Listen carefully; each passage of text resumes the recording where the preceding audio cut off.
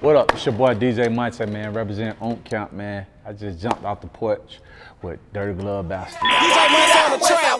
DJ Oomp. We at it again, baby. Northside walk it. Here we go. Yes, sir. All right, y'all.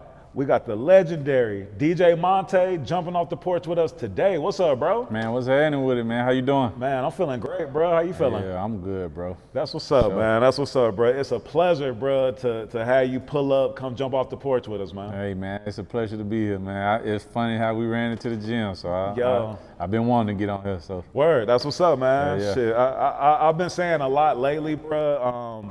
You know that I try not to force things and try not to get frustrated even with the timing of how some things happen for me, and I just let things happen like in that divine timing. Oh yeah, for sure. What's meant to be gonna happen is gonna come the right way. If it's meant for you, you're gonna have it. Yeah, nah, for sure, bro. Sure. And look, and like you said, man, we met at the gym on our health is wealth journeys. You know what I'm saying? Like the right place to be. Yeah. You know what I mean? So so just to dive right into it, bro. Even before tapping into your history, can you just talk about like the importance of health? And I've seen you talking about on some other platforms, just how you've taken your health so seriously. Yeah, man.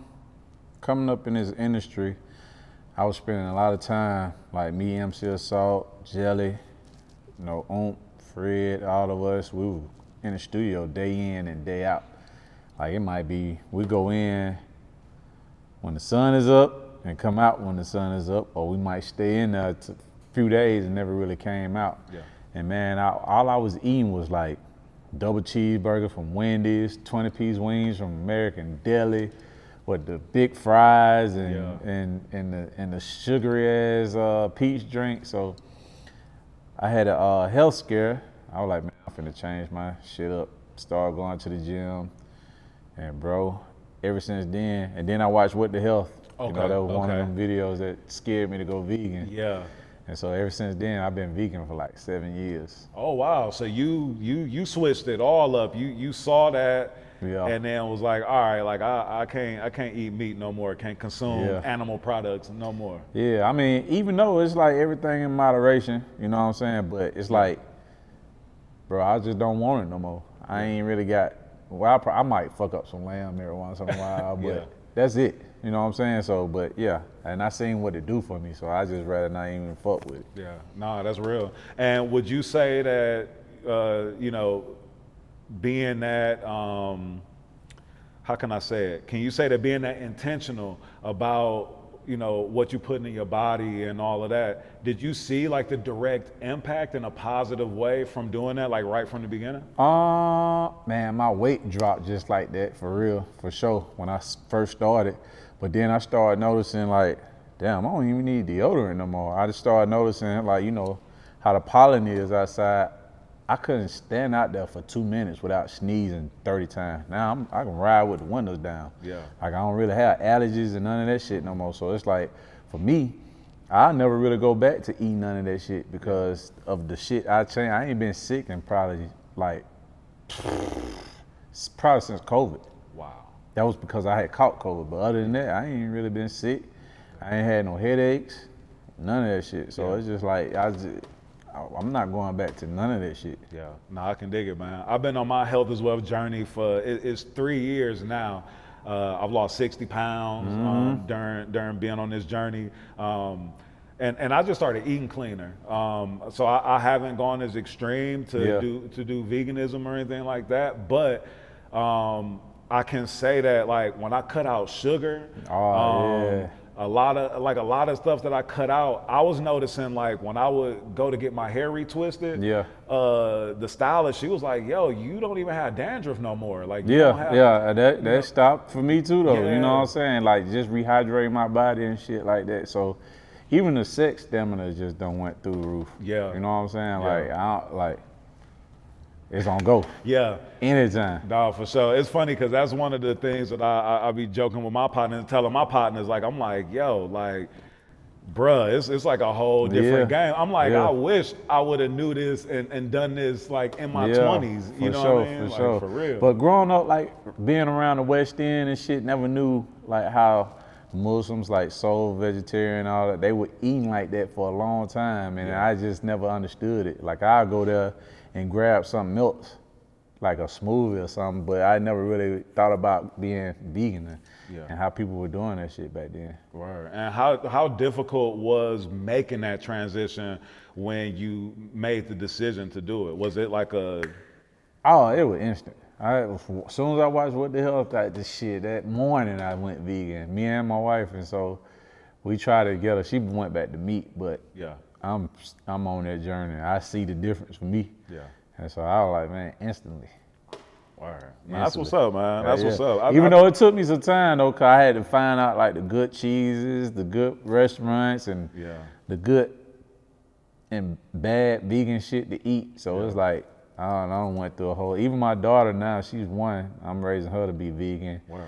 And she never been sick. She don't have like the running nose, how you had to pump the nose and all that shit. She ain't never had none of that shit. No diaper rashes, none of that. Yeah. And for people that don't know, like being vegan, you can still be an unhealthy vegan. Oh, for like, sure. Like I got partners that like all they eat is like French fries. That's nothing but starches, bro. Like that's still bad for you. Yeah. You know what I'm saying? Like I gain weight eating goddamn unhealthy sometimes, but I still feel better than I would if I ate some of the shit I would eat. Yeah. Word. No, I can dig it, man. No, that's what's up, man. It's so important for us to enlighten folks around us just about like the benefits of eating healthy, being healthy, changing the lifestyle. Because again, being from these places that we from, bruh, getting some wings, getting fries, getting all of the food that's actually the worst for us is the easiest for us to get. Yeah, yeah. You know what I mean? But see, I even noticed it like me even thinking clearly. I did a 3-day fast before with no food, no water, dry fast. Yeah. And man, when I told you like just even putting a little soup in my body, I was ready to run from Decatur to goddamn Macon, Georgia if I wanted to. That's how I felt. You know what I'm saying? I felt that good the way I wanted to do it. And I done it like a few more times after that though. Yeah. Word. No, that's what's up, man. That's what's up.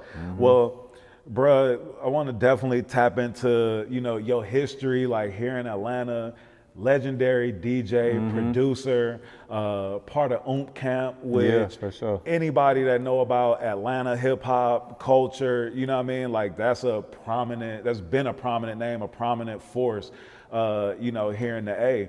How did you get your start, bro? How did you find out that, you know, music, that hip hop, you know, was something that you wanted to dive into? Man, to be honest with you, that shit just gravitated to me. It wasn't nothing like I had to force myself on it or none of that shit. It was just something that I love to do, like off the rip. Yeah. Like I wanted a drum machine. I already knew what I wanted at a young. I didn't even know nothing about drum machines, but I told my mom I wanted a drum machine. She got it for me for Christmas. And I was in my room just beating on a drum machine trying to make 808s to slow songs and shit like that. You know how I would listen to J tapes and all that shit. So, and then for that while, I just got into DJing when my mom had a fashion show. And I seen DJ Will DJing at my mom's fashion show. And I was like, Mom, I want to do that. That's what I want to do right there. Yeah. And so she ended up reaching back out to Will, and DJ Will was the first actual DJ that allowed me to come to his crib. I think he stayed somewhere over there by Maze. And he let me come to his crib like once or twice maybe. And my mom just left me over there and he was showing me how to DJ. But then, you know, I went home and just started trying to piece certain shit together on my own. Yeah. And growing up in the West End, you say you grew up like in the West End area, or what part of Atlanta you Well, from? I'm saying like our studio is close to the West End. Gotcha. So I've been there since I was 15, since high school. But I grew up off of Camerton Road. Oh, okay. Yeah. Word. And what was life like for you growing up in Atlanta? It was easy, bro. I ain't finna lie. My mom I grew up in a single parent home, me and my sister. And my mom, she was a very hard worker, so I really didn't want for nothing, and I could just live my life, and so that's why I was able to do the music shit, because you know my mom was working a good paying job, and so I was good, like for real, yeah. Did you feel like, you know, growing up in the household with you, your mom's, your sister, did you feel like you had to be the man of the house? Were you taking on like those types of roles, responsibilities when you were coming up? No, sometimes I had to watch my sister, and that was it though. You know what I'm saying? As far as being the man of the house, I always was protective of my mom. Like I didn't want no dude looking at her and all that kind of shit. But as far as when she be at work, then I'm there. But you know, it really wasn't nothing to be protecting over. Right. And I didn't know that until like later on.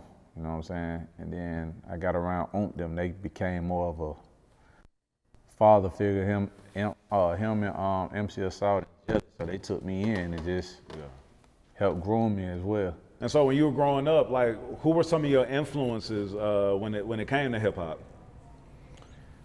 As far as DJing, the whole J team at one point in time, you know what I'm saying? I would listen to Kids Rock, Lady J, DJ Smurf, King Edward J, Player Poncho. And then after that, DJ Jelly and MC Assault took over. But that was like my whole really culture. Word. Yeah. And did you want to be did you know if you wanted to be a producer first or a DJ first? Like what came first for you? Really after I wanted to become a DJ, DJ, production kind of came second. I really was just making beats. I'm more of a beat maker at the time, but I didn't know nothing about adding the keyboard and none of that shit. So I was just a DJ first. Then later on, I was like, oh man, I want to be in the studio. Let me be in the studio and let me start making beats. He was like, nah, man, no. And he was like, cause it was in his house. He didn't know me. He just knew I was just a young dude. You know, he didn't know who I was. So maybe 2 years later, he finally let me in. And that's when Fred and MC Assault and everybody around just kind of started showing me the ropes. Yeah. And how did you get connected with DJ Oomp and get in and become a member of the Oomp Camp? I kept walking up to Greenbrier Flea Market, and I met Oomp's sister Kim and Be Real. I was bothering the shit out of both of them. Like it was one or the other. Whoever was there working, it might have been both of them at the same time. Yeah. I was like, man, introduce me to Oomp, man, you know. I seen Kim, Oomp's sister, on the bus one time and asked, can you just introduce me? Yeah. I didn't even know who they were, but that's when I got introduced to the tape. Okay. 187 DJ Jelly, and I just wanted to be down with Jelly, and I was like, man, just introduce me or something. And so I brought my demo tape up there, and they saw how I kind of put it together like how they did it. Yeah. And so they finally came to my house and were like, man, we want you to be a part of the team. All right, let's go. Yeah. So ever since then, I just been rocking. And for people who don't know or don't understand, like, can you talk about like the impact that MC Assault, that DJ Jelly, like that these guys like had on the city, and you know what I mean, what they were doing? Man, the shit that they were doing was just genius. Like I just couldn't understand how it was getting done. Like having remix and then on top of another remix and then another, like that shit was just coming back to back non-stop, and I ain't never heard a DJ do that. And so what they did is change the game as far as remixes, like adding acapella over this beat over that beat, and this song, and adding this R&B over this, and then we've been doing that for so long to where you can hear mashups from something that we have created. Yeah. That we made big, especially in the Southeast region. You know what I'm saying? I came and added my spice, my sprinkle. Yeah. DJ Unk came, added his spices. We had a few DJs, DJ Miss, we had Shotty Rock, we had DJs, we had a crew of DJs, and everybody came and did their thing, but it just ended up growing. Yeah. And was it like, was it by design for it to start out like as a collective of DJs? It started out really just DJ Jelly and MC Assault. They were the name, you know what I'm saying? They were the brand. And then I came around and we created Southern Style DJs after that. And so it was just us rocking for a while. Then Unk came. And so that's what grew the Southern Style DJs up. Okay, word. And RP to DJ Unk, man. Yeah, for sure. He's such a staple here in the city. Somebody that I'm upset that, you know, we never got a chance to have him grace the porch as well. I always wondered, was he a DJ at first also? He was a DJ first, you know what I'm saying? He started out DJing, making his own tapes. And then I found out he rapped, he was freestyling on his own shit. So I was like, damn. But we went to the same high school. We went to Dub. And so Lil C had introduced me to him. Okay. Like at one of the, I think it was the senior picnic or some shit. And he was like, he wanted to DJ. So then I took him in at my house. I was staying in an apartment over there off Washington Road. And then, you know, shit, we just went in from there. Word. And man, RIP to Lil C. Yeah, for sure. As well. Him and Baby D got one of the most classic songs. The East Side, West Side, yeah. East Side, West Side. Yeah, for sure. Yeah. We got them going to the club, just going crazy. Like, we would be everywhere. We'll probably go 4 or 5 clubs in one night. A high school party, Nike Pavilion, and the warehouse. You know, it just depends on what was going on. And, you know, in the early days of Oomp Camp, to me, from the outside looking in, it seemed like the camp really like was making a focus on like developing the Atlanta sound, or really like making sure to like stamp the Atlanta sound. Yeah. I feel like, you know, like there was like a lot of bass music that was, you know, kind of coming here, you know, sounding like Florida music, but Yeah, like for you sure. guys really like, y'all music had like a whole different sound, a whole different feel to it. Is that accurate to say? No, that is true. That's true. We worked so hard to even just fight for the type of music that we were doing, you know what I'm saying? Because people thought our shit was just had too much 808s, and we had to fight for that shit to get on radio, East Side, West Side. I think we was like one of the, like more, we one of the ones that just really broke through the radio shit as far as on some ghetto ass shit. Yeah. Like that East Side, all that shit, man. We was out with the 808s because they were saying my beats was too hard. Like, you can't have songs with the 808s. That's too hard. And then back then, were there a lot of comparison, were there like a lot of comparisons like to 3 6 Mafia sound in Memphis? Like, No, back then, you know, we was all cool with them, you know what I'm saying? But back then, radio were more so looking for the New York type records and shit like that. So we weren't the ones making it, but Jelly was on the radio almost every day. So we forced our way on there, like Riding With the Players. Riding With the Players was one of the first ones, my bad, was the first radio record that we had, that Big on Records. Word. And at this time, like how difficult was it, you know, for you guys to stamp y'all sound here in Atlanta and to let folks know that, you know, that y'all movement was serious? Hey, the movement was, like, we'll ride to the club 20 deep, take over 559, we had our own section. We had our own everything, like, not even a section as far as like how it is now, but I'm just saying, like, this was our corner right here. You wanted to move the fuck away. Yeah. Like, tight shit, but man, our movement was serious. Anywhere Jelly was DJing at, we was all there deep.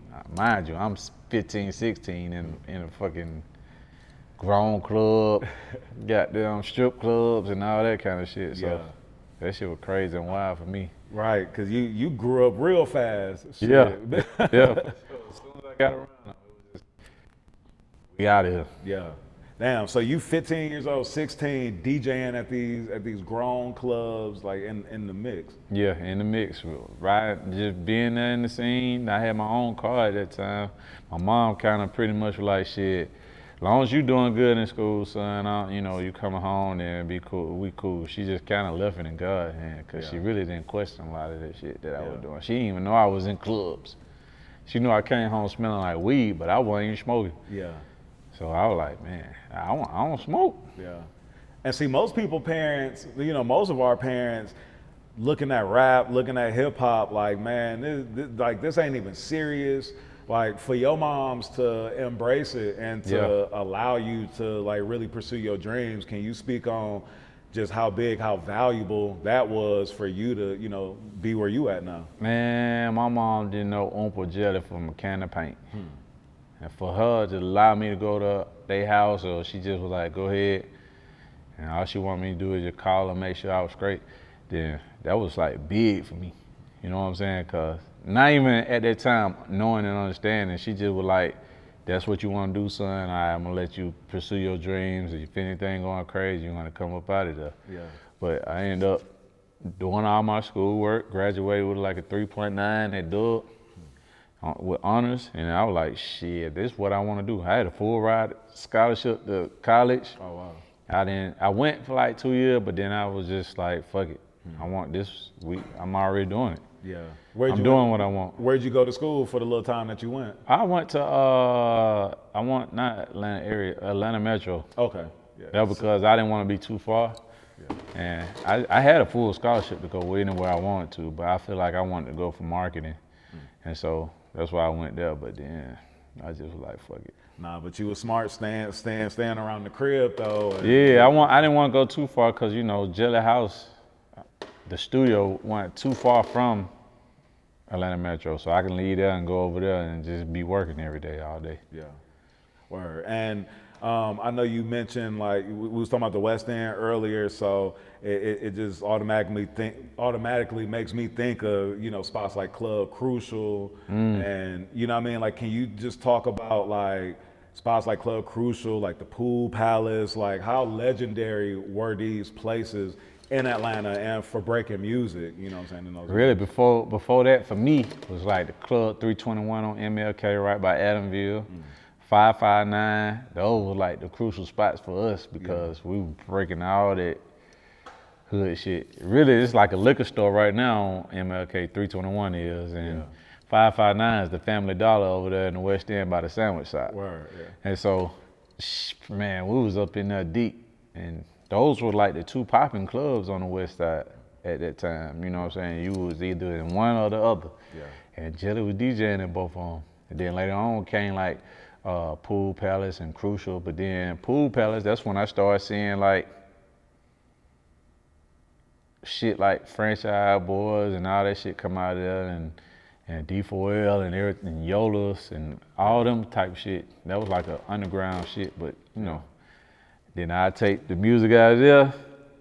I go to the east side with me at Club Chocolate, but I had like 3,000 or 4,000 people over there, and I break that, and then I take it to the radio car. I was on Hot 107.9 too. Yeah, so you was all over the city and then, everywhere. Yeah, and then had the influence on the radio. Yeah. At what point did you produce Walk It Out for DJ Unk? So Walk It Out, that beat was like 3 years old before I had did it. Before Unk made Walk It Out, but he loved that beat so much. Then he came up with a song with it, and then him and MC Assault wrote it. Went to the strip club and tested it out. Shit was crazy, but then I played it for Oomp. I said, Oomp, this it. Oomp was like, is it, play that shit again? Cause he didn't understand, cause we was street label. Yeah. You know what I'm saying? Like, we in the streets, like, walk it out. Yeah. This is what we doing now.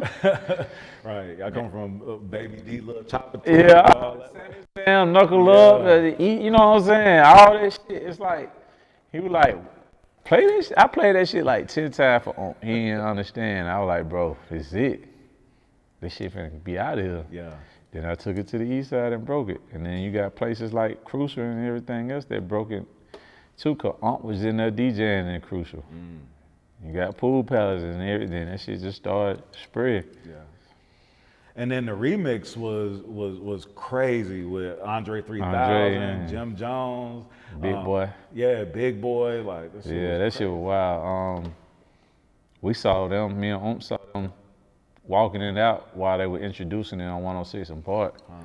And we were like, man, you know, that'd be crazy if we can get, let's just see it. They dancing to it already. Let's see if they got them. Get on it. And we hit up Cheese. Oh yeah, shout out Cheese. Yeah, and she was like, man, Andre said, send the beat. Let him ride to it and see if he got them fuck with it. So then one day we got the car and she was like, pull up the patchwork. I went there. Andre was goddamn doing Rich Boy remix, and then after that he did ours. I caught both of it. I was like, for me, that was legendary. I mean, and honestly, throw some D's on them. The Walk It Out remix, like those are two of a lot of people's favorite Andre 3000 verses, besides his verse on International Players Anthem. Yeah, and then after that, I got the two-step remix from Pain. Yeah. I saw him at the fucking airport, and he was like, DJ Montay. I was like, oh shit, you know who I am? Cause I knew him from Nappy Head, but I didn't know he got down with just, he still fucked with us, but he was buying our DVDs. He was into all that shit that we were doing. Yeah. So we switched numbers up. And then I hit him like, bro, can I get you on this two-step remix?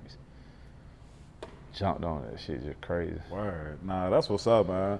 And do you feel like, well, I feel like Big Oomp doesn't get like the respect or the accolades or whatever you want to say, like in terms of being a visionary and being like really one of the like forefathers of Atlanta hip hop, Southern hip hop. Like when we talk about the Tony Drapers, when we talk about, Baby, when we name a lot of these people, like I feel like he's not named, but he should be. He should be, because a lot of these big folks that like A&R and CEOs and got artists now, they were at our office asking us how to do it.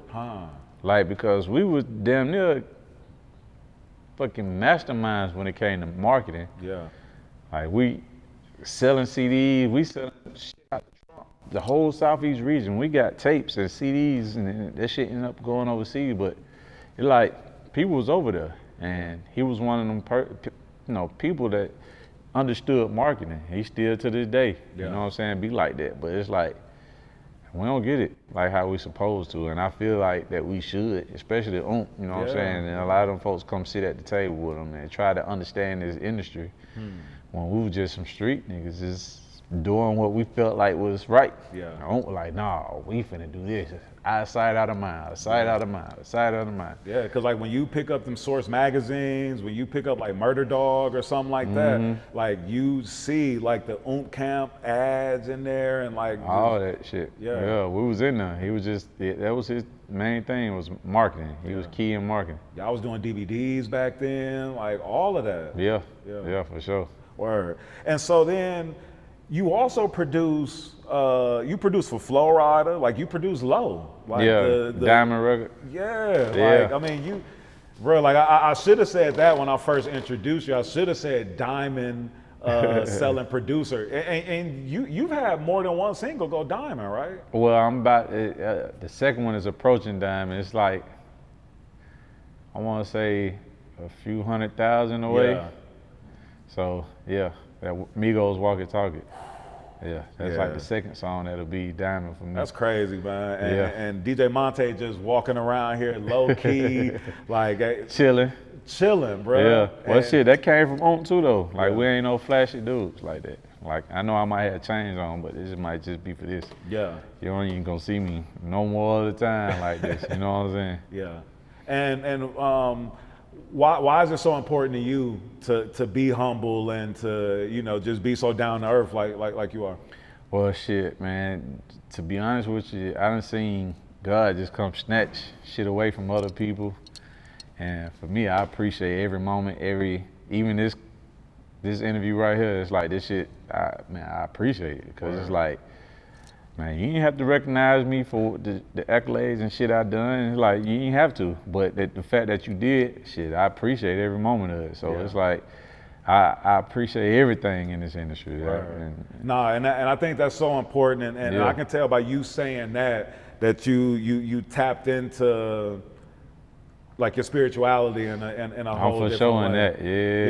that, because when you get tapped in a certain way, then you just learn, like you said, like how quick something can be, you know, snatched from you, or how easy life can, you know what I mean, be pulled, you know, from under us or anything. Can easily shift, man, when you're taking certain things from granted. You know what I'm saying? So I learned to live the moment, the now. You know what I'm saying? Live in what's going on and try not to even. I have diamond records, but I want more, you know what I'm saying? I'm not discounting that, but it's like, I want to achieve more things.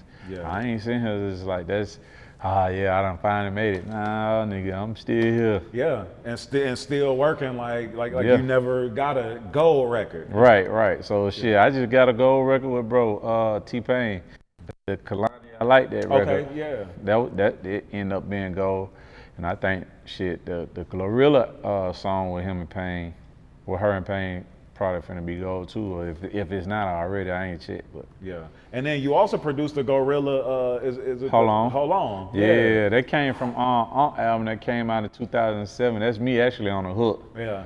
And I think Nakia and Kim, I think they were doing a little backgrounds. But yeah, we did that for the hook on Oomp album, Hold On, featuring Parlay. Yeah. And so, you know, that was something on 2007 that came out. Yeah. And how dope is that, bro? And just letting you know that you making timeless music when something that you made in 07 can, you know, be brought back to life in 2024, 2025, you know, and. Well, that's what I aim to do when I be in the studio. I want to make something timeless and something that makes you feel good, not necessarily so much dark music, but I want to make something that's gonna make you feel good, like at all times. So your auntie will love the record, your grandma. That's how I look at music and how it makes me feel. And we were talking about the Flo Rida Low record. How did that come about? How did you how did you come about working with Flo Rida? Actually, I was making beats.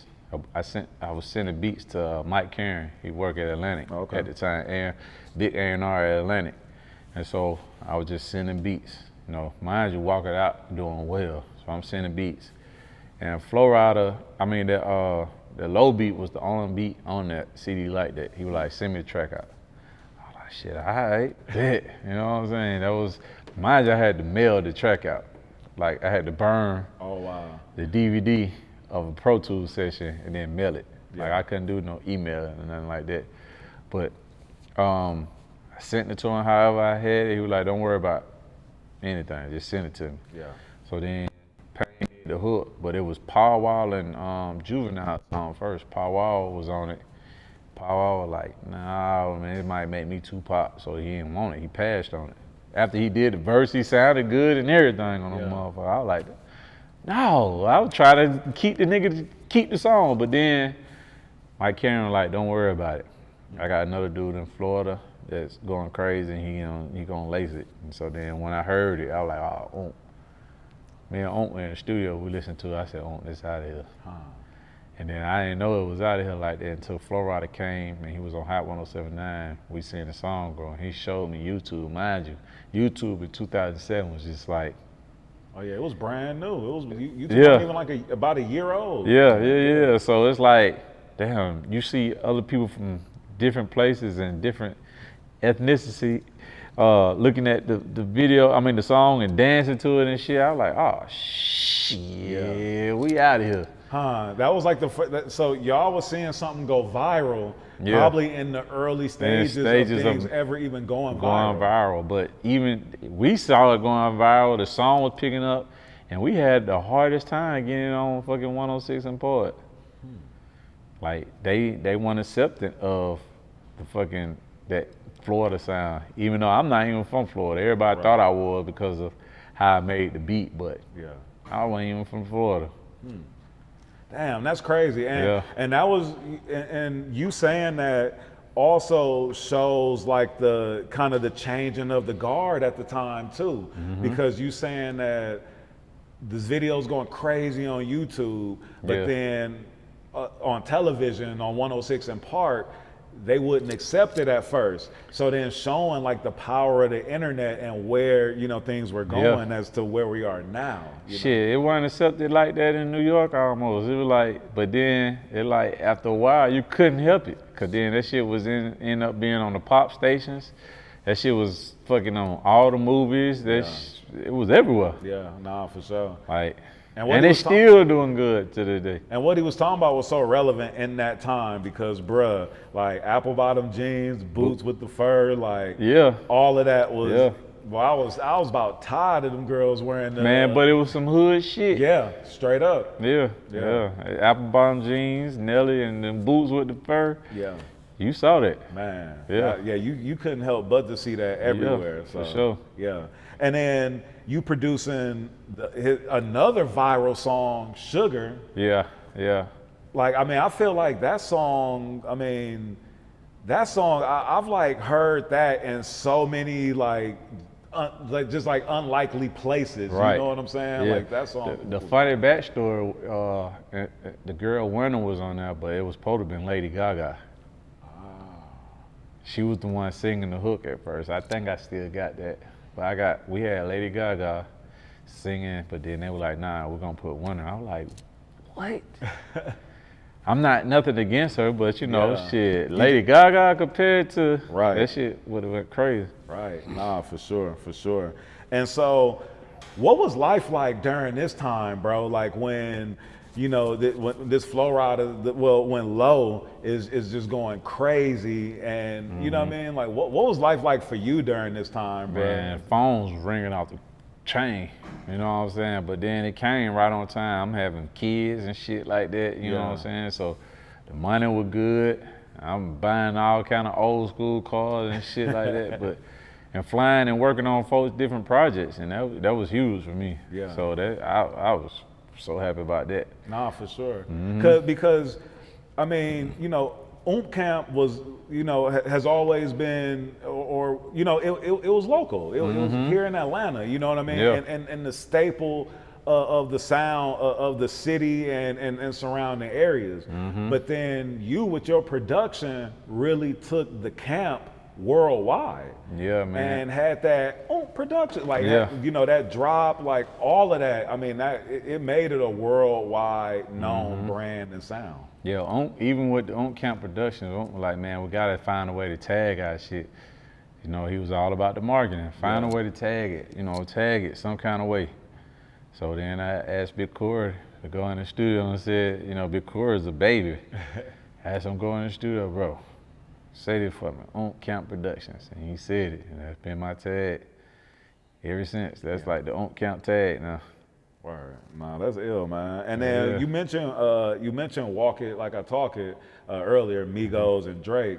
I mean, it's like you just continuing to just, and I mean, you produce other joints even before that, cause that Dollar song, Who the Fuck Is That? Who the fuck is that? Yeah. Like that song R.I.P. was Dollar. crazy. Yeah, R.I.P. the bruh. Yeah. Me and Payne had a lot of songs together. And Dollar was one of the ones they kind of like, Montay, I need that shit for him and Boo, like I need it for Dollar. We need that record. And so we made it happen, especially with Payne signing with Convict. So that shit was just like, all right, cool. You know, we'll do that. And then the Migos, it was like, shit, they sampled Intoxicated, another one of our old records. And so that was shit, we was like, hell yeah, let's go. Yeah. Like, so it goes to show like all that hard work we had put in the studio and everything like that, just running around these streets just to make a impression in the city, man. That shit was just crazy. Yeah, no, that's ill. And then you mentioned T-Pain. I know you guys produced Low together, right? I produced it, but he did it. He did the hook. Got you. So diamond record. Got you. And is that what started your guys' relationship? Working relationship? Well, our relationship came, I want to say that was one of the ones, but I know him, like I said, in the group Nappy Heads. Yeah. And when I seen them come to the atrium and shit like that, I was like, man, I kept talking about them. But then when I heard that he went solo and everything else, well, he became his artist, I was like, oh shit, this shit out of here. Yeah. Cause I was DJing down in Tallahassee and I was like, what's the hot shit? And they gave me that Sprung shit. I was like, oh man, this shit crazy. Yeah. And so ever since then, I was fucking with his shit, but then not knowing that we were gonna have songs together. Yeah. It's just the universe working the way it worked. And now I'm his DJ. Yeah. Like I've been his DJ for like, what, 14, probably going on 15 years. Damn, that's ill. And Yeah. and did you know when you first, you know, like in the early years, the early times of meeting them and working with them, I mean, just, you know, like seeing the trajectory that he's had in music, but then also like him being one of the first artists to embrace like this streaming world and become big in that. I mean, like he seemed to be like such a visionary with stuff. Like, was he always just like this dude with like these crazy ideas? Yeah, bro, always like that. Even just him just going crazy trying to find that auto-tune sound that he heard in a song that was just like a defect, but he wanted to make it his sound. Yeah. And so once he stick to something and once he wants something, he's on it. Like white on rice. Yeah. That's how bad he wants certain shit. So that's why he did the racing thing, the Nappy Boy racing and his Twitch and his gaming shit. Like, you know, he taking that shit to a whole nother level. I'm like, bro, you do a lot of shit. Yeah. And I could just tell. But see, him being the person who he is, and they both, him and Oomp Libra, so I could see how they go hand in hand. It's like when them niggas want something, they got them put their mind to it, they gonna make it happen. Yeah, yeah. Ain't nothing stopping them. Ain't nothing stopping that shit. And then you're one of the few producers who 3-6 Mafia has allowed to produce for them. Because normally it's DJ Paul and Juicy J producing everything. So when you produce I'd Rather, that was like one of the few times, I think honestly it's like you and Manny Fresh maybe who are the only producers outside of them who produce for 3-6 Mafia. Man, that's crazy. I remember Paul and Juicy came to our studio and it's like, man, we want this, and so I gave them that beat. Me and Malcolm did that beat, and they brought it back. I was like, oh shit, this shit crazy. Yeah. And then we put Unk on it, shot the video in LA, and that was some fun time. They had some girls on a party bus. That shit was wild. Yeah. But all that to say is, like, I grew up to their shit, made something for them, and I DJ for DJ Paul too from time to time. So we be out on the road together and shit. Yeah. So we just be tripping about all that shit when we coming up and everything, like how they first got introduced to Jelly, because Jelly was one of the first ones to bring him here to Atlanta. Word. No, that's dope, man. Yeah. And like earlier how I was asking like if there were ever comparisons, because I felt like just the whole like crunk moving in Memphis, you know what I mean, was, you know, like people in Memphis and then people here, I feel like, you know, kind of argue about like who started like that movement first or whatever. Or. Man, it for sure came from Memphis. Memphis was a big influence on us. Yeah. Whether Atlanta want to admit it or not, but it was. It was for me. You know what I'm saying? And you can hear that shit. Like, but we made it our own. Right. Yeah. Yeah, it was influence. Even the West Coast was a big influence on the Atlanta scene at one point. When you had Dayton Family and Hard Boys and all that shit, like the West Coast had a big influence on us back then at that time. So it was like, man, we just make it our own. Yeah. Like Atlanta just done had talent for so long. Like we just made it our own. Yeah. And then you've been, like you said earlier, staying current and still working, you know, as if like you've never sold a record before. Right. I just saw that you produced a new joint for LaRussell. Yep. So LaRussell got a version of Walk It Out. Yeah. Which I was going, well, not a version of Walk It Out, but LaRussell has a song called Walk It Out. Yeah, he wanted to show respect because he knew what the Oomp Camp was, and his daddy grew up in the South, And we was talking, and he was like, bro, I got to do something with you. And we was on tour with Pain. And so we were just recording. Like, we got like 4 or 5 songs together, because we damn near were recording at every spot we went to. Yeah. Because on his song 94589, like he on that song mentioned like that his pops from the South, that he got roots in the South. Well, that was the first song we did together. Okay. That from the 94589. Yeah. And it was all a dude time. I played that shit, and we was in fucking Canada. I played that set because, you know, I had to warm up to him. Yeah. And I played it for him in Canada. He was like, oh, him and the crew going crazy and that shit. So then I made it right in there. And I was about to ask you too, like, were those beats that you cooked up fresh, or was that something that you had in the stash? Because they especially the 95489, like it has like some West Coast sounds. Yeah, everything was fresh. Right. Even the other songs we had, it was all fresh. Yeah. And so we was like, send me something. Yeah. I cooked it up, sent it to him. Even now, I still do that. Right. Yeah. That's what's up, man. And LaRussell, he killing the game, like with he's got a whole new approach with it, you know what I mean? Like what he's doing with bringing his fans like to his backyard. Man, that's just a hustle that I haven't seen in a while like that from an artist. And so the way he do his shit is just genius to me. Yeah. You know what I'm saying? Like he really taking his own self and just he putting himself on his own back. Like, come on. But he bringing his crew with him. Yeah. Like I see videos and he got the same crew everywhere doing the same thing. Yeah. That's the shit. Like to me, that's what people like to see. Motherfuckers starting from here and going here. Yeah.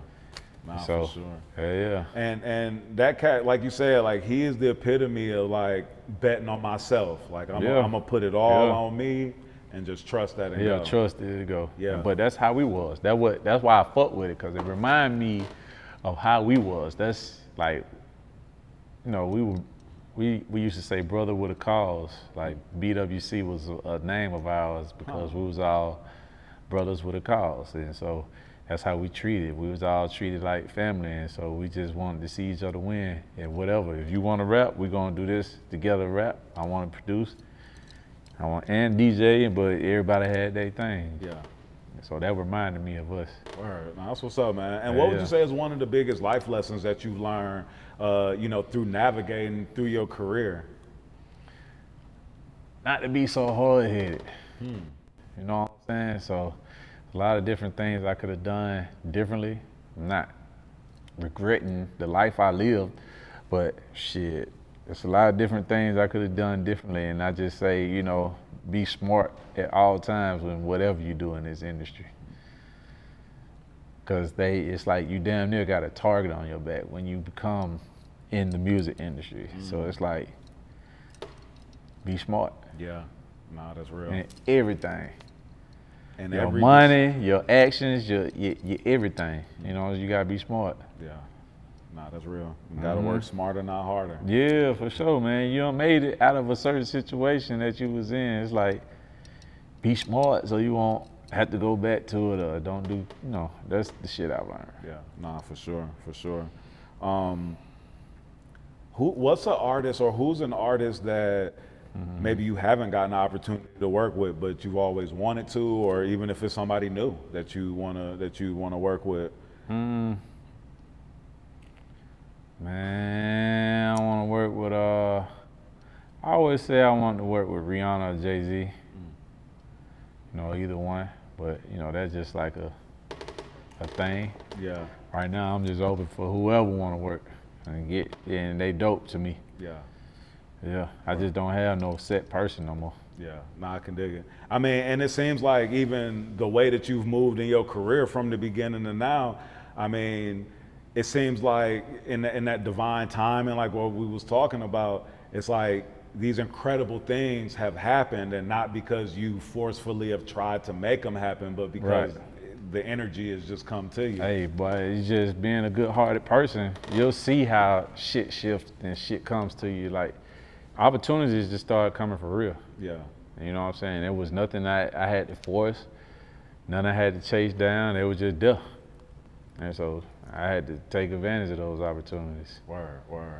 Are there, I mean, I think we all have like, you know, these times or these opportunities that we might not have taken advantage of that we wish that we would. Do you, is there like an artist or like just an opportunity that like you can remember that maybe came your way that you like didn't, you know, jump on, but now you look back at it like, damn, I should have tapped into that. I wish I would have worked harder. Like I had the opportunity to work on Michael Jackson before he passed. And so I just was wishing that I could have worked a little harder just to get on that project. Yeah. But then me not being a person that played keys, it was just a difficult thing for me. Got you. You know what I'm saying? So I kind of was like, let me just stick to what I know. Yeah. Man, what's your thoughts on AI and this whole new, you know, this whole AI wave? Now folks is able to take people's voices that's not here with us no more and potentially, you know, make new music and things like that. Like, what are your thoughts on AI kind of taking over and people, you know, utilizing it now?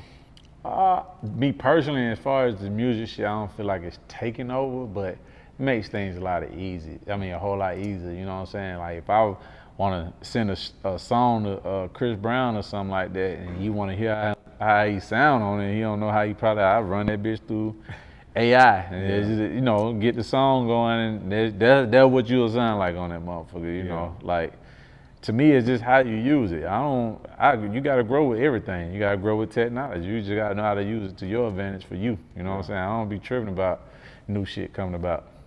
Shit, you thought I would be tripping about a nigga goddamn having turntables versus Serato? Right. Hell no, fuck that. Man, I used to have to carry a lot of a lot of records and heavy turntables and a mixer and shit like that, man. That shit was, now I just got a book bag.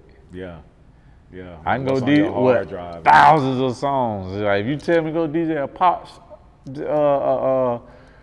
top 40 spot, I got all that in my reggae. I got all that old school. I got all that. I don't have to dig up no crate. And don't Serato now like it like connects to Apple Music and like and Tidal. Yeah. So you got whatever at your fingertips. So it's like, man, I'm never hating on technology. You just gotta adapt to it and learn how to fucking keep up. Yeah. AI, I don't think AI. Now don't get me wrong. I just don't think AI can replace a feeling from a person when it comes to making music. They can emulate something that we already done, but as far as giving you a certain feeling, I don't think it can happen like that. Yeah, nah, for sure. You produced Ne-Yo and Young Jeezy, Money Came By. Right. Yeah. What was that experience like? So we had a producer. He went by the name of J Tiz, and so he was playing some of his beats. And he went by that beat. I'm like, oh shit, that's hard. But I think that we need to change this shit up like this. Make and so what we did was took the stems, took the whole beat away. I changed the beat up. Oof, oof, oof. Made the beat where it's like that. Then I had another producer, D. Lamar, play the bass on there. And so we did that as a collective and shit. That's what made it. I played that shit for Jeezy. It was going for Jeezy. And Jeezy was like, hell yeah, I'm finna get Ne-Yo to do a hook. And I was like, shit, let's go. I think Montay Austin wrote a hook to it or some shit. Something, don't quote me on that, but he sent it to Ne-Yo. Ne-Yo like, man, I want the song. I want the whole Leo verse on there. I got a song to it. I was like, oh, well shit, let's go. Yeah. And so that's how that came about. Word. And Ne-Yo, he been catching a lot of flack for his lifestyle that he shit. for his lifestyle that he living the polyamorous lifestyle. And then I seen like on your story, I've been seeing you posting stuff about, you know, polygamy. And, I think I ain't gonna say that community, that lifestyle been going on for years. Like even since before like thousands of years ago. So, Yeah. but I know that me and my wife, we went viral because we showed ours openly to a community that people knew who we was, and we ended up shade room and shit like that. Yeah. And Ne-Yo come behind, and we were like, damn, he got 4 or 5. Like we need to be doing that shit too. Yeah. Like, but you know, we gonna get it together. Word. Yeah. And for those who don't understand that lifestyle, who shun it without even really understanding it, like it's not just about just like people look at like at the guy like, oh man, bro pimping, like he, you know what I mean? But it's really a lifestyle and not just a man being greedy and you can't be greedy when there's more women than men. Like, how can you be greedy when it's like that? It's like, what's being greedy? Like, what? How am I greedy when it's enough for all of us? You know what I'm saying? I'm not greedy. I'm not greedy to the women. Yeah. Especially when you got certain men like in men, and you know, it's like, how am I being greedy? You got a lot of people locked up that's not around. You got you got single parent moms that need somebody to help raise their little kid. Yeah. Nobody else want to do that. You know what I'm saying? So it's like, how's that being greedy? Because it comes with a lot. Right. And not like I'm just sitting here trying to fuck and do all that kind of shit. Shit, I'm help supporting that person as well as this person. Yeah. You know what I'm saying? It's like I have to be there emotionally, they emotions. Yeah. You know, I don't, you know, that shit just, it's a lot more than just having sex. Yeah. You know what I'm saying? And it's just like looking at Ne-Yo in his situation, shit, ain't no telling what they go through. You just see cameras and all that kind of shit. So it's like, they everywhere. They look like they having fun. Yeah. So to me, it ain't such a bad thing. It was in the Bible. Right. Nobody was punished for that. Right. Where was the sin at? Like, how is that a sin to me? How is that against the law? How is that bigamy or whatever they call that shit? It's like, but I could be single and date multiple people and that's okay. Yeah, and I think so many people. If I say I'm just dating, it's okay. Right.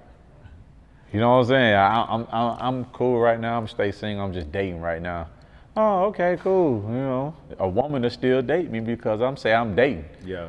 But if I'm telling you I'm looking for another wife, nah, I can't do that. Yeah. Like, it's a title thing that gets people heads fucked up. Yeah, and people so used to like the traditional way that we're told that we're supposed to live and supposed to move. So anything beyond that, you know, people, you know what I mean, like scrunching up their face at it. But in actuality, when we look at it, like the divorce rates are so high, and I believe that it's like that because so many people can't be honest in their situations. Or be themselves. Yeah, won't be themselves. Like they can't be honest about what they want or what they need. Think about this too, though. I had thoughts like this. I looked at it as population control because we live in a European lifestyle that we didn't really come up off of. Yeah. You know what I'm saying? But if I had 3 or 4 wives and making babies, that we populating us. We populating this earth. Shit, it's a man with goddamn how many wives he got, but he got like 100 and something kids. Imagine you, me, and we doing shit like that. You know what I'm saying? We populating. Yeah. Don't nobody want that. They don't want to see us grow like that. Right. Especially not us. No, man. So me personally, I don't look at no Bible, and it can't be a sin if you got Muslims that are able to do it if they can afford up to 5. You go to Africa, my mom went somewhere you could just buy. It's like you can have many wives as you want, as long as you're able to buy their daddy a cow. The cows are like $10,000. Yeah. You know what I'm saying? That's probably a lot of money there, but it's like $10,000 you can have my wife. But we worried about how much money do you get, like type shit. But it's all growing in community. Yeah. Don't worry about that. If I can take care of you, that's all that matters, right? I got a homegirl that lives over in Ghana, and she was telling me about a situation where she was like, don't look at me a type of way. She was like, but I date a married guy, like over in Ghana, but she was telling me about how his wife knows about her and this guy like has other women or whatever, and she was breaking it down like on how he take care of his wife, he take care of her in certain ways and hold things down with her, and then with whatever other situation he got. But it was crazy me listening to it, and I remember I even had to kind of snap out of it from looking at her like, bitch, you should. Yeah, but the thing is, if the man is responsible enough to take care of all them women like that, I think it's possible. If he can deal with the emotional and he got it financially, even though that's not what it's all about, the finances, but it is at the end of the day, if you were able to help and support them women, yeah, why not? Yeah. Could you see yourself having multiple wives and having kids? Like, would you want to have like? I do want multiple wives. And yeah, kids? my wife she the one said, shit, I feel like you deserve 2 more. Huh. Yeah, and we want the other wives to have babies. Yeah. You know what I'm saying? So shit, whoever want to act right, then you know they'll be there. Yeah. Yeah. It's, you coming up in a different society and time now, so this shit is different. Yeah, no. Just dating, just one-on-one is different nowadays. Yeah. Like, what do you bring to the table? Bitch, I am the fucking table. Right. You know what I'm saying? Like, don't worry about the table. What can we bring to the table so we all can eat? Yeah.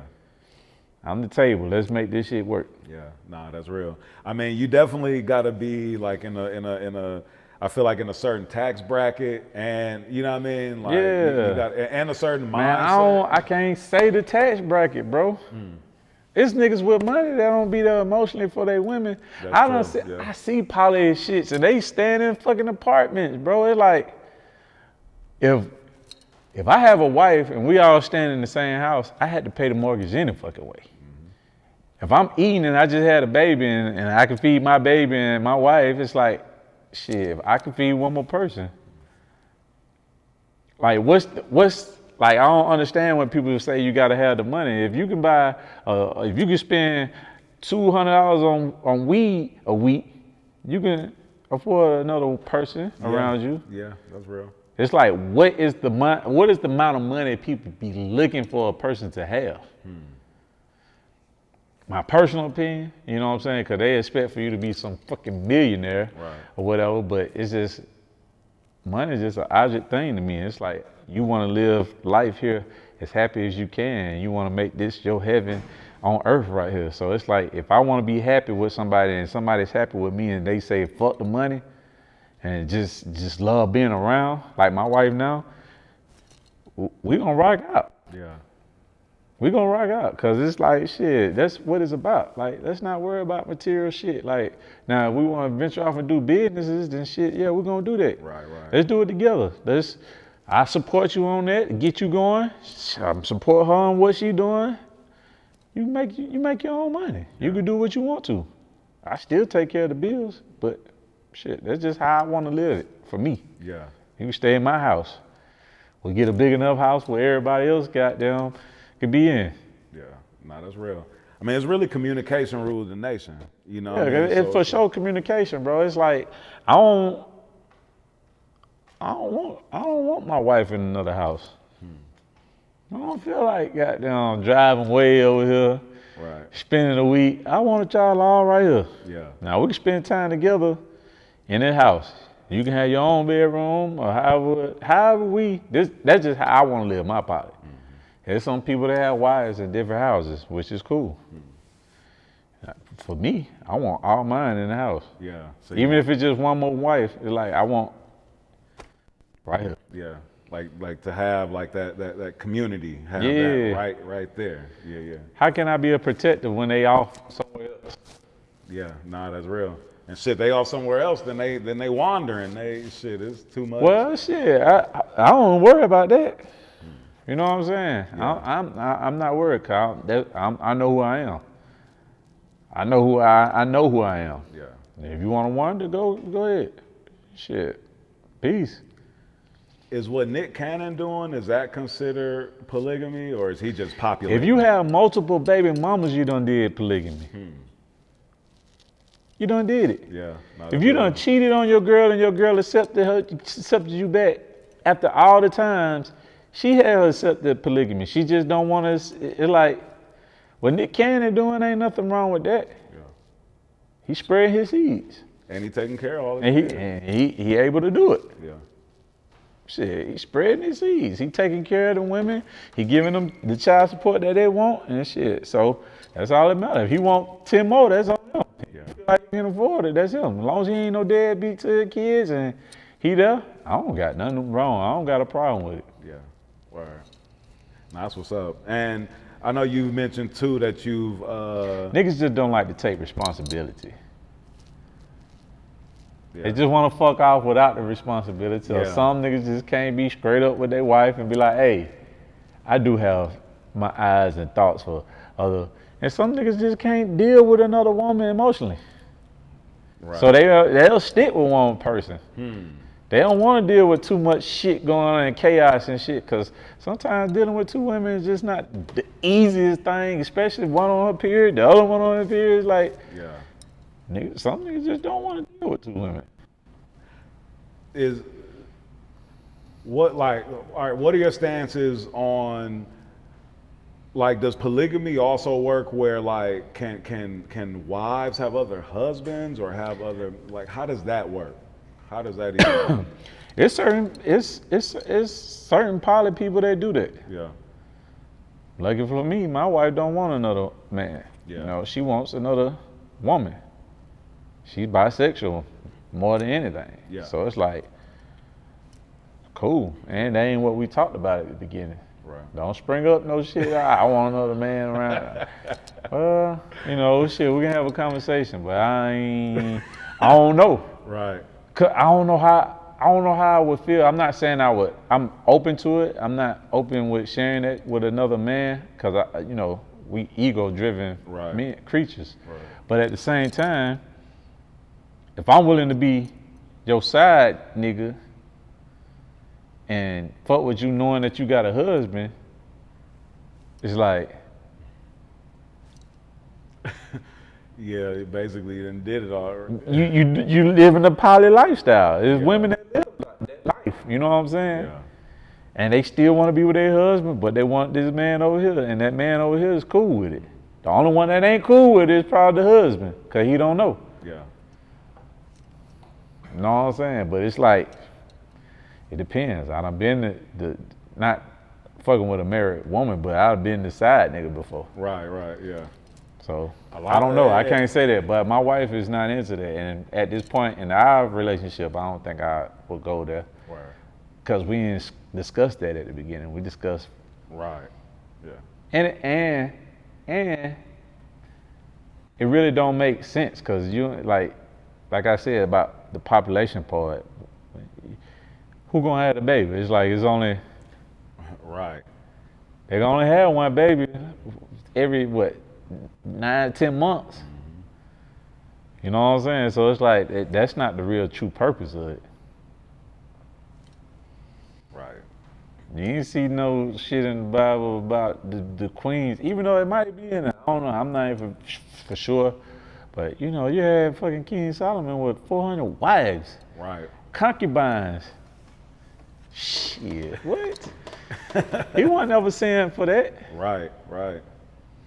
No, that's real. Like I said, like it's this traditional, like, European lifestyle that's like, you know what I mean? Like, Yeah. bestowed on us where like we think a certain way based on what's presented to us as being the standard. Man, it's population control, and it's just beating in our head. No. Man, imagine we a bunch of, just going back in that time, and we just had all our, we'll be more, it's like, we already powerful, we just lost it in that time. Yeah. And certain people getting awakened to it, but man, if we had all that shit, man, we unstoppable already. Yeah. Imagine that. Yeah. No, for real. And would you say that when you tapped into the Ifa, like spirituality and all of that, did that sort of like open your mind up even to this and just to just being more honest and being just more in tune with who you are and what you want? Because I think a lot of us may want this or may think that we want this, but don't know how to express it, you know? Right. Yeah, EFI definitely opened my eyes up to a lot of stuff, man, and just tapping in with my ancestors and knowing that they've been here with me this whole time. You know what I'm saying? Like, they have. And just talking to them on a daily basis and feeling different after, like even going vegan. Just that feeling after how I get eating a meal, I don't feel sluggish. Yeah. I feel like, oh shit, I'm ready to go. That's how I feel talking to my ancestors. Like, I feel all right.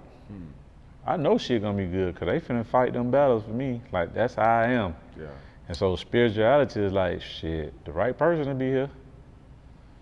That person gonna be here and they gonna be tuned in like how we are. Yeah. Me and my wife got turned into E5. Like, it was like 2020 maybe. And ever since then, we just haven't looked back. Cause it's just the shit, the way it make us feel, just doing it. Yeah. And do you have to tap into like a shaman or like something like that to you know, get to this space to be able to like speak to the ancestors and well, we got Babas. Okay. You know what I'm saying? Okay, you know what I'm saying? Somebody that's, and a good Baba is just, I don't want to compare the two because it's like, they not even, to me, in the same realm, but it's like having a good pastor. Gotcha. Like, they make you feel, but this person right here, this Baba, is in tune with you. They feel you without even having to be on the phone with you and they call you and let you know certain things. Yeah. Like, I had two Babas. One Baba called me like, man, you looking for a house somewhere? I'm like, what you mean? You say, you finna move? I'm like, no, what going on? Mind you, I'm in fucking Alabama looking at different houses just to do some real estate. Yeah. But he thought I was finna move. And that's how tapped in he was. He called me thinking that I was finna move and shit. Yeah. I'm like, nah, bro, but this what I was doing. And so to me, I was like, shh. Something just spoke to him in spirit. Wow. Do you do you do traditions like where you like use the, what's it called, the ayahuasca or whatever? Like, is that a part of this at all? I'm not familiar with that, but I do. Okay. I do feed my ancestors. I do talk to different orishas. You know what I'm saying? Which it's all nature. Okay. You know, people don't understand that. They thinking they done scared us out of our culture, thinking that it's an idol god, which we're just talking to nature, right. Which this is Mother Earth. This has been created for us. Everything that's been put here is for us. And so we study and we talk and we give back to the universe, to the earth. And that's what really EFI is. When you see people go in the ocean and feed, that's giving back to the earth. Yeah. We're not praising out of God. We giving back. Yeah, no, that makes sense. We being in tune with earth, which that's what we lost when we put on tennis shoes. Right. That's when we lost when we walk on concrete. Right. We got so far away from nature that we don't even tune in. Yeah. You could damn near relieve a lot of stress just going to hug a fucking tree. Nah, that's real. That's real. You sit outside, imagine how good we feel, and then just imagine how good we feel when the sun and shit come out. It's about to be summertime here. It's like we all feeling good. You want to ride with the window down. That's our environment. Yeah. We living outside our environment. That's why niggas act crazy in certain places. Yeah, no, that's real. Cause one of my friends, she'll put me up on I think it's called earthing, like where you like take your shoes, your socks off, and just step in some grass. Man, that shit do so much for your body. Yeah. You know what I'm saying? Just grounding yourself. Yeah, grounding. Yeah. And I remember her telling me about grounding. Yeah. And she was like, "Yo, you don't ever just go out in your backyard like with your socks off and all that." And I remember looking at her crazy, like, "No, step out in the backyard." And she was like, "Yo, start doing it." And I started doing it, and then even started, you know, as I've tapped in just more spiritually and all that. Started doing that, going outside, like praying, sitting on the grass, you know, stuff like that, and just becoming one with Earth. And it's just it's crazy the type of feel, you know, that you get from that. Even off camera, I was telling you I did Ramadan for the first time ever. Yeah, I've done that too. Yeah. And I was joking with my therapist, but I was partially serious where I was telling her, I was like, yo, I'm seeing colors like in a whole different spectrum. Listen, you know what I mean? Bro, you do a dry fast, your thoughts will be through the roof. Like, you don't even understand. Break down a dry fast. Dry fast, so a dry fast, me and my wife did it for 3 days. No food, no water. Okay. That means when I say no water, that's not brushing your teeth, that's not taking a shower, you're not intaking anything in your body. You're not doing nothing. You just straight up dry fasting for 3 days. And when I say that's reset like the white blood cells in your body, and so when that shit, when I tell you, man, that's just like goddamn, it feels like you open up a fucking monster and just took a shot of monster to your head, and that's how fucking wired you is when you do that shit. Like, we laid in that bed, but after that, I felt so good. Damn, nah, that's ill. Nah, I'm gonna have to try that. You pissing out all the impurities. The body is already a working machine. Yeah. The Creator created something for us, something that we don't even understand sometimes. You can study this shit, but we don't give it a chance to heal. That's why I love when I went vegan, because it's like I'm giving my body a fighting chance to heal. Yeah. And I gave it a chance to heal. And people don't understand that. Like, even now, I'm doing something to detox my pineal gland. Because the fluoride, the food, the everything that, even just stepping outside with the carbon monoxide can fuck you up. It throws your whole shit off. So it's like I want to detox every chance I get. Yeah. Nah, it makes sense, man. Yeah.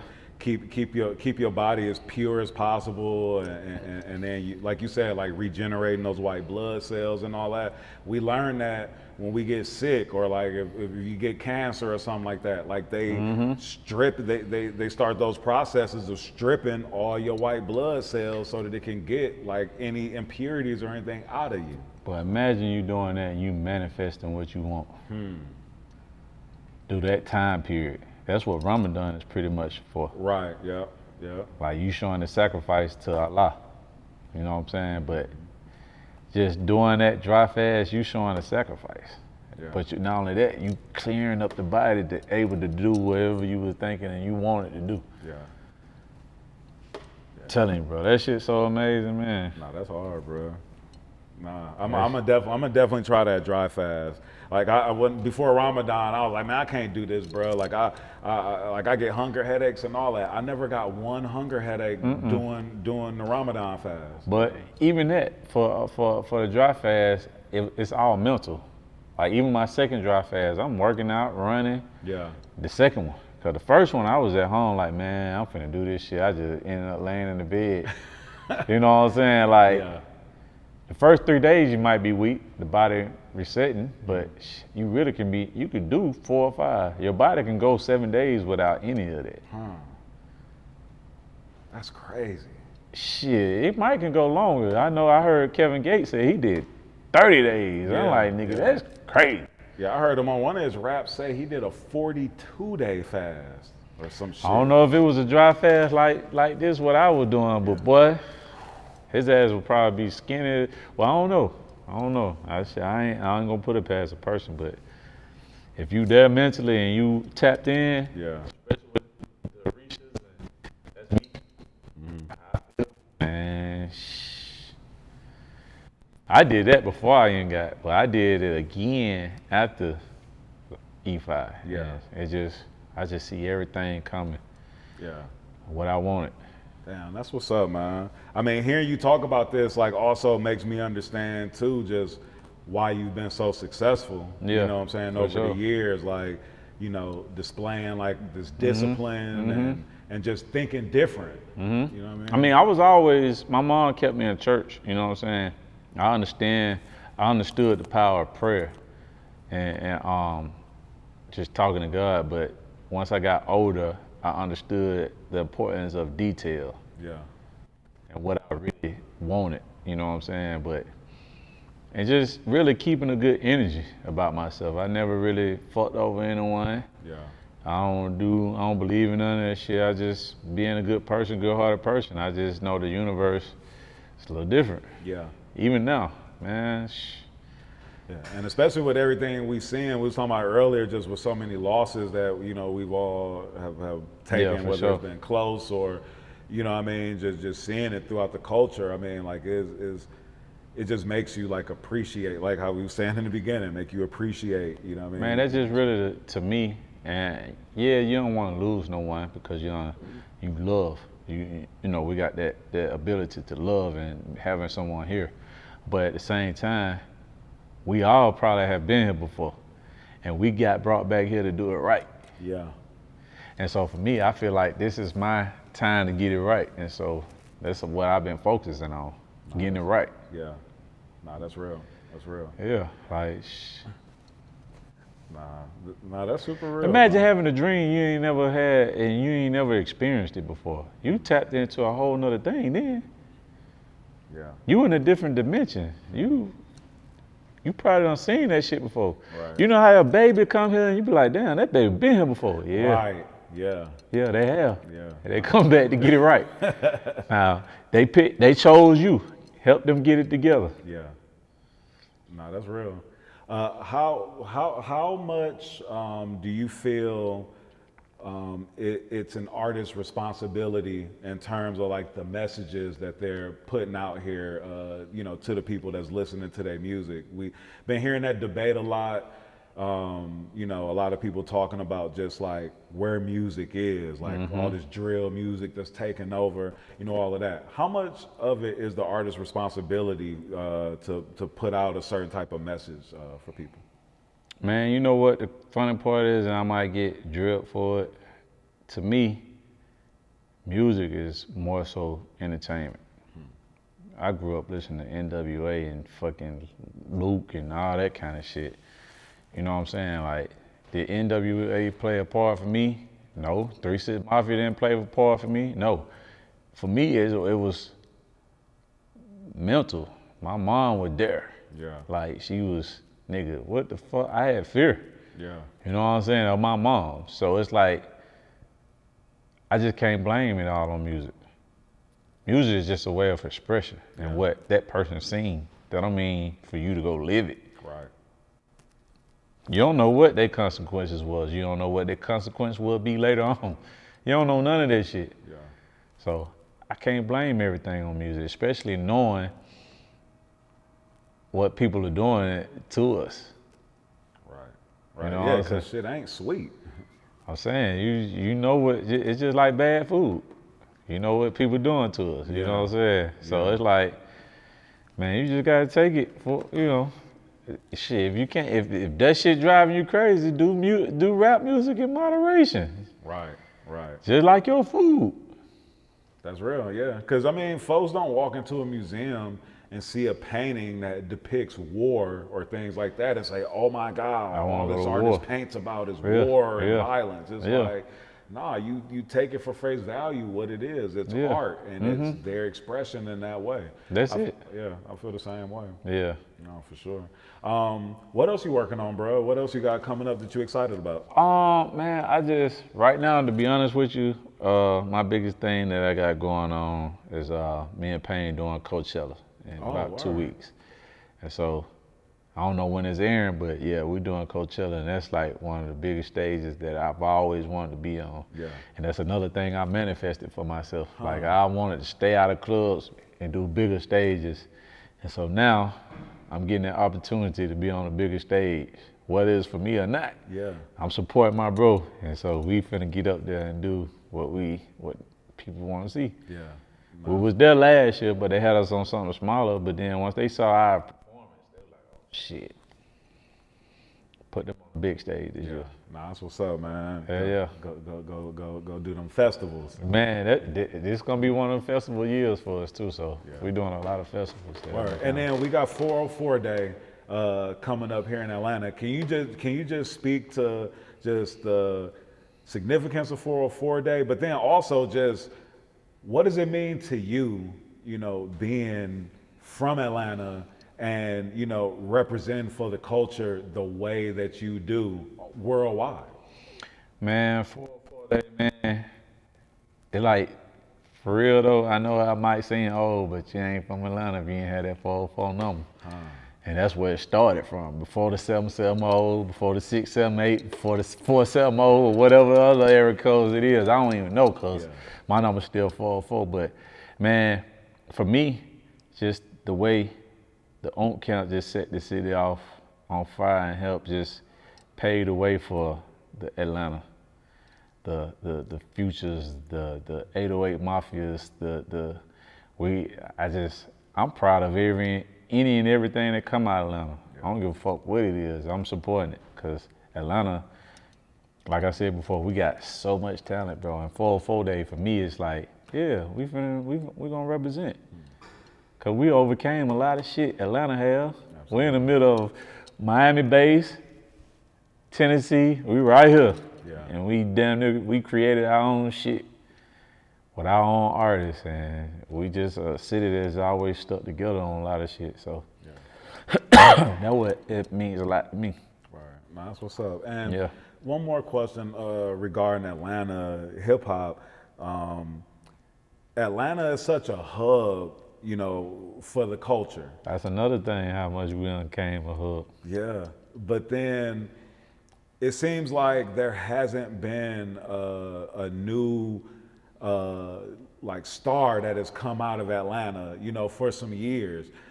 Do you have a reason, or have you ever thought about that? Like, why is this such a hub? So many people come here from different places to get their buzz up and all of that, but there hasn't been a new popular artist from Atlanta for a while. Man, that's just how it always been, especially seeing different generations of music.